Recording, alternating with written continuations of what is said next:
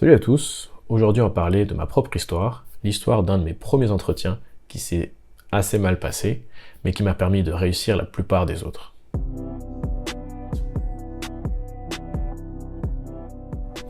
Et donc c'est l'histoire du jeune Thomas, qui est en 3e année d'école d'informatique, et qui cherche un stage pour faire son stage de fin d'année, pour pouvoir valider son année. Les années précédentes, j'avais déjà essayé de trouver des stages de fin d'année, et ça avait été quand même un petit peu difficile, parce que c'est difficile de trouver des entreprises qui veulent faire confiance à des gens qui n'ont pas ou peu d'expérience.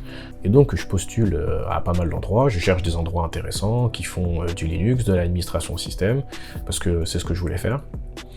Et finalement, je finis par avoir une réponse d'une entreprise qui a l'air assez cool, qui fait de l'administration système Linux pour d'autres entreprises, donc ils gèrent le parc des serveurs d'autres entreprises, donc ils ont pas mal de projets assez différents, ils ont beaucoup de clients, etc.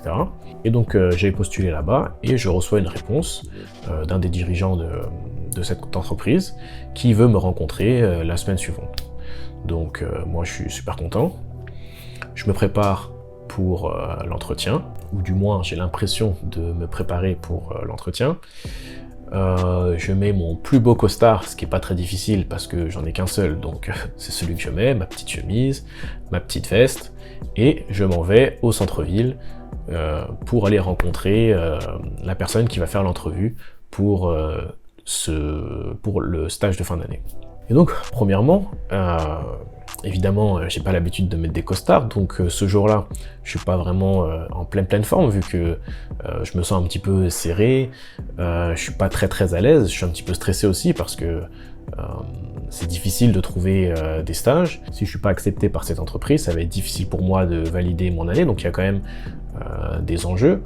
En plus de ça, j'aimerais bien avoir une rémunération parce que j'ai pas tant d'argent que ça, donc il va falloir trouver quelque chose pour payer le loyer à la fin du mois. Et en plus, comme c'est une entreprise qui a l'air quand même assez cool et qui fait exactement ce que moi j'ai envie de faire, il faudrait pas que je loupe l'opportunité.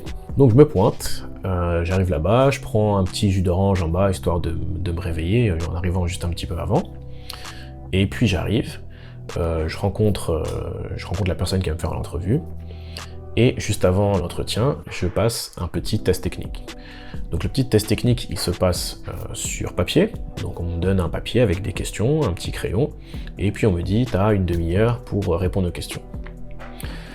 Donc là, je prends le test, je regarde les questions. La plupart des questions, c'est des questions de Linux en fait, des questions de base d'administration de système Linux.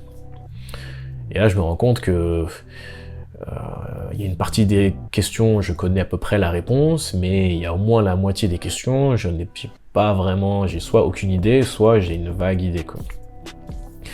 Donc je réponds comme je peux, évidemment je finis assez rapidement vu qu'il y a une grosse partie des questions que je sais juste pas, quoi. Et bon, j'arrive quand même à finir tant bien que mal, les choses que je sais pas tout à fait, j'essaye de deviner plus ou moins, de mettre quelque chose qui fait un peu de sens, et puis bon, j'espère que me rattraper comme ça, quoi.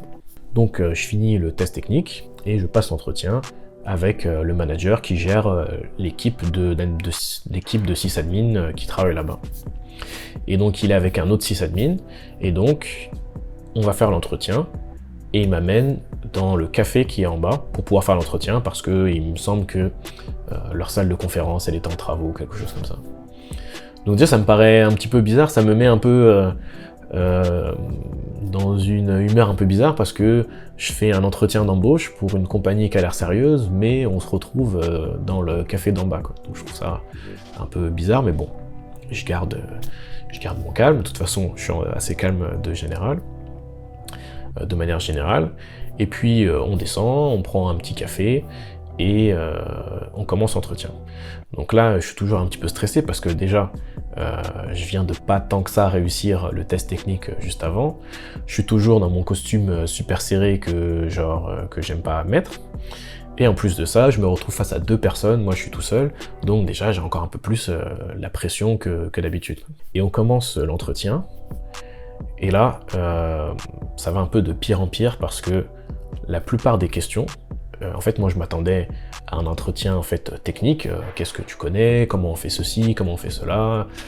Etc. Mais en fait, la plupart des questions qu'on me pose, elles sont vraiment personnelles. Les questions, c'est du genre, c'est quoi tes hobbies, quel genre de musique t'écoutes, d'où tu viens, etc. Et donc moi, comme je suis un petit peu introverti de base, j'aime pas forcément trop parler de moi, de ma vie perso, et en particulier pas à des inconnus, et en particulier pas en costard trop serré à des gens qui vont potentiellement me recruter. Pour moi, ça n'a aucun rapport. Quelle musique j'écoute pour faire de l'administration système Linux, quoi. Surtout que, bon, vu ce que j'écoute, ils vont probablement être déçus.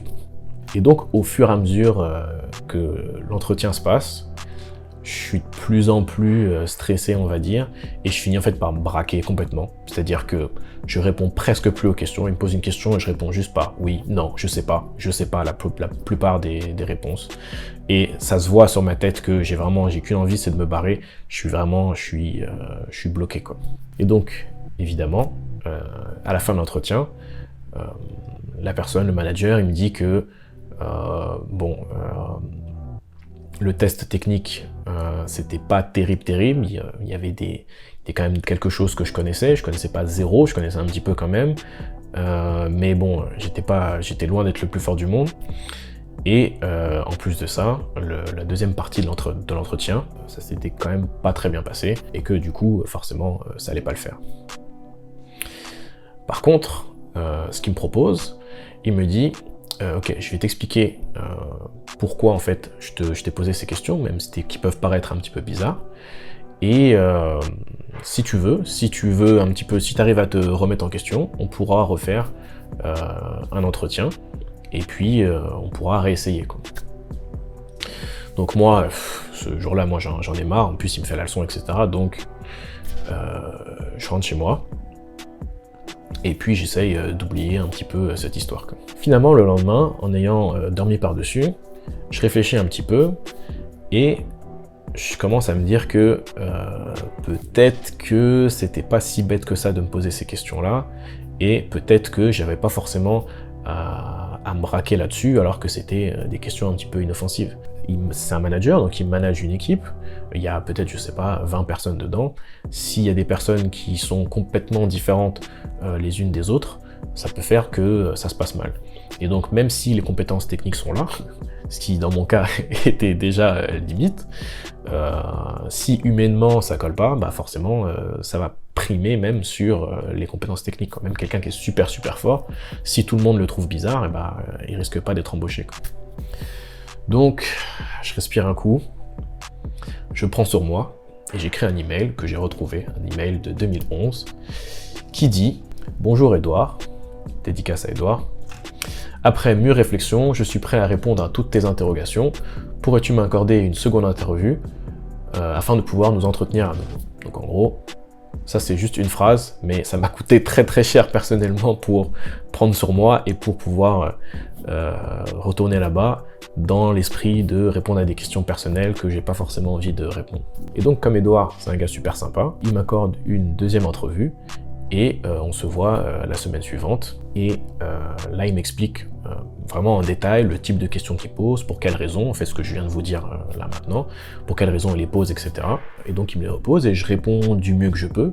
Alors je suis pas encore super enthousiaste, etc. Mais j'essaye de faire un effort, c'est déjà un début, quoi. Et donc, finalement, suspense, je suis toujours pas pris. Je suis encore une fois recalé, mais il m'a donné plein de bons conseils, qui fait que la plupart des autres entretiens que j'ai eu après, ça s'est vraiment beaucoup mieux passé. Et je vais vous donner, je partageais avec vous quelques conseils, et puis quelque chose que moi j'ai appris au passage, pour réussir vos prochains entretiens. La plus grosse leçon que j'ai tirée de cette petite aventure, c'est pas juste à propos du technique. C'est-à-dire que même si le travail qu'on va faire est technique, il y a un très gros côté humain qu'il faut prendre en compte. Et donc, la partie technique, c'est le test technique. C'est simple, hein, il y a des questions, puis on répond. Parfois, c'est sur un test papier, parfois c'est sur un ordinateur, ou parfois c'est des questions-réponses en face à face. Mais dans tous les entretiens, il y a toujours une partie un peu plus humaine, où on apprend à se connaître et à savoir quel type de personne on est, comment on fonctionne, etc. Et donc, c'est dans ce moment-là qu'il faut essayer de se présenter un petit peu à sa meilleure lumière, et donc d'être de bonne humeur, d'essayer d'être relax, même si c'est facile à dire comme conseil de juste relaxer, mais mais il faut respirer. Souvent je dis ça aux gens de respirer, mais ils pensent que je rigole, mais respirer ça marche vraiment, quoi. Si vous paniquez un peu avant l'entretien, on respire un petit peu, on se calme, et la plupart du temps ça fonctionne. Et très important, le fait de sourire, tout simplement. Pas sourire pour avoir l'air bête ou quoi, mais on rentre avec le sourire. On peut faire une petite blague en arrivant pour détendre l'atmosphère ou quoi, mais on essaye de se détendre un petit peu quand on est là pour discuter avec une personne et puis voir si ça fonctionne ou pas, quoi. Deuxièmement, pour être un peu plus relax, la petite astuce, ça va être d'être préparé, d'être très préparé, passer beaucoup de temps avant de venir à l'entretien, à se préparer un maximum pour déstresser, parce que on sait que bon, on a fait ce qu'on a pu, on a mis du temps à l'avance, et donc on est moins stressé parce qu'on a moins d'inconnus en arrivant sur place. Et donc préparer, ce que ça veut dire faire des recherches sur l'entreprise, donc ça évidemment on le dit tout le temps, mais moi la façon dont je procède, je vais simplement sur internet, je regarde l'entreprise, et j'essaye de fouiller, de trouver qu'est-ce qu'elle fait, c'est quoi son produit, comment l'entreprise elle gagne de l'argent, c'est quoi son business model, combien il y a de personnes qui travaillent dans cette entreprise-là, quelle est la culture de cette entreprise, est-ce que c'est un peu plus strict comme une banque, etc. ou est-ce que c'est un petit peu plus relax comme une start-up ou quelque chose comme ça. La culture, ça va aussi donner une idée de comment venir à l'entretien. Donc si par exemple on va dans une banque et qu'on voit que c'est super formel, etc., bah là on va peut-être venir un petit peu plus habillé, alors que si on vient dans une start-up et qu'on voit des photos de la start-up sur Instagram avec tout le monde en jean et en t-shirt, c'est pas la peine de venir en costume, ça va juste nous mettre mal à l'aise, quoi. Donc essayez d'en apprendre un petit peu plus sur la culture, le mindset de l'entreprise, c'est quoi le type de personne qui est là-bas, et essayez de trouver sur quel projet l'entreprise peut être en train de travailler, et on peut profiter de ce moment-là pour, à chaque fois qu'il y a quelque chose qui n'est pas très clair ou qu'on ne comprend pas, de le noter pour pouvoir arriver avec une liste de questions à l'entretien, parce que c'est sûr et certain qu'à un moment d'entretien, on va vous demander si vous avez des questions, et si vous n'avez pas de questions, bah, c'est dommage parce que là c'est le moment un petit peu de se démarquer, c'est le moment d'en apprendre plus aussi, et c'est le moment d'avoir un échange, pour que ça soit pas juste d'un seul côté. Et donc en parlant de questions, dans les entretiens, il y a des questions qui reviennent tout le temps, que vous êtes presque garanti d'avoir, comme par exemple des questions sur votre précédent job, etc. Donc si vous pouvez rechercher un petit peu à l'avance ces questions-là et préparer dans votre tête des réponses, ça va vous permettre d'être plus dynamique et d'être plus à l'aise et d'être plus relax, parce que si on vous pose une question que vous avez déjà préparée, vous pouvez y répondre honnêtement, mais de manière beaucoup plus relax, sans stresser, sans se dire « Ah merde, je sais pas ». Pour ça, peut-être que je ferai une autre vidéo avec les listes de questions de base, en particulier pour les jobs de sysadmin et de DevOps. Si ça vous intéresse, laissez-moi savoir, et puis on fera ça. Et pour finir, je vais vous donner la liste des questions que moi j'ai posées dans mes dernières entrevues, et peut-être que ça peut vous donner des idées si vous avez un entretien à venir, quoi. Alors j'avais noté 5-6 questions, donc c'était ma dernière entretien, donc il y a presque 2 ans pour mon entretien à Ubisoft, l'entreprise où je suis en ce moment. J'avais demandé pourquoi est-ce qu'ils ont une infra hybride, et pourquoi ils utilisent telle ou telle technologie. Donc ça veut dire que j'ai réussi à savoir, je sais plus trop comment, mais qu'ils avaient une infrastructure hybride, dans le sens une partie dans le cloud et une partie on-premise dans leur data center. Je pense que j'avais vu ça juste dans la description de l'offre, hein, donc c'est très important de bien regarder la description de l'offre. Une question aussi qui peut être valide dans n'importe quel emploi, j'aurais demandé pourquoi ils cherchaient un nouveau poste de DevOps. C'est-à-dire qu'il y a déjà une équipe en place, ils ont déjà des DevOps. Pourquoi est-ce qu'ils cherchent quelqu'un? Ça, c'est une question que vous pouvez poser à chaque fois. Est-ce que c'est parce que l'équipe grossit? Est-ce que c'est parce qu'ils veulent remplacer quelqu'un, etc. Ça, c'est quelque chose que vous voulez savoir. Peut-être que si tout le monde dans l'équipe est en train de se barrer, peut-être que c'est un signe que vous n'avez pas forcément envie d'aller là-bas. Quel sera son rôle? Donc en fait, pour une description un peu plus concrète du rôle qu'ils cherchent eux, le travail qui va être fait au jour le jour par la personne qui veut l'embaucher. Une question un peu plus vague, comment fonctionnent les équipes? Donc j'ai mis par projet, par jeu, par fonctionnalité.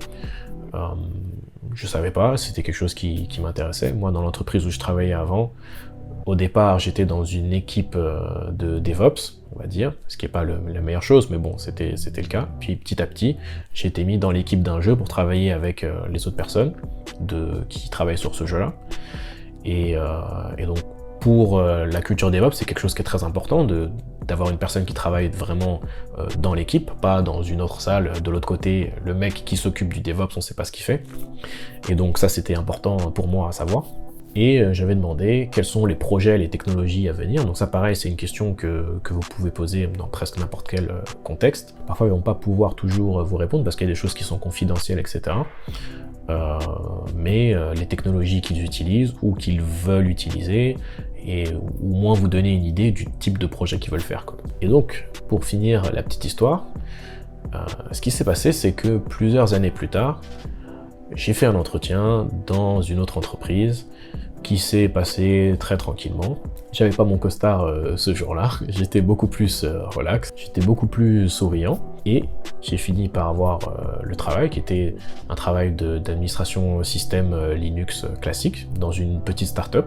Et il se trouve que cette start-up, avant de m'embaucher, était cliente de l'entreprise dans laquelle j'avais loupé mes 2 entretiens, et il m'avait embauché pour en fait se débarrasser de cette entreprise-là. Et donc en fait j'ai remplacé l'entreprise dans cette, j'ai remplacé les services de cette entreprise dans cette petite start-up-là. Donc c'est pas très cool de ma part, mais je le savais pas avant de rentrer dans cette entreprise. Et c'est ça, finalement, je suis resté là-bas quelques années, ça s'est très bien passé, et la plupart de mes autres entretiens se sont très bien passés eux aussi. Donc voilà, si vous avez d'autres petites astuces à partager sur comment bien réussir un entretien, je vous invite à partager ça dans les commentaires, ou à venir discuter avec nous directement sur le Discord. Et petite annonce en exclu, j'ai enfin choisi le sujet de la formation que je vais faire. Donc merci à tous ceux qui ont répondu au sondage, ça m'a vraiment beaucoup aidé à faire mon choix. Et donc, pour ceux qui ont laissé leur email dans le sondage, et pour ceux qui vont s'inscrire dans la newsletter, je vous laisse le lien dans la description, je vous enverrai un petit code promo pour avoir une réduction sur la formation quand elle va sortir. Voilà, j'espère que vous avez appris quelque chose. Si vous découvrez la chaîne, moi c'est Thomas, je fais des vidéos toutes les semaines, un petit peu plus en ce moment, mais bon, ça se peut que je me calme dans le futur. Mais toutes les semaines, à peu près, vous allez avoir des vidéos sur des sujets comme celui-ci dont on a parlé aujourd'hui, qui tournent autour du DevOps, de Linux et du cloud. Si c'est quelque chose qui vous intéresse, je vous suggère de vous abonner, et on se retrouve la semaine prochaine.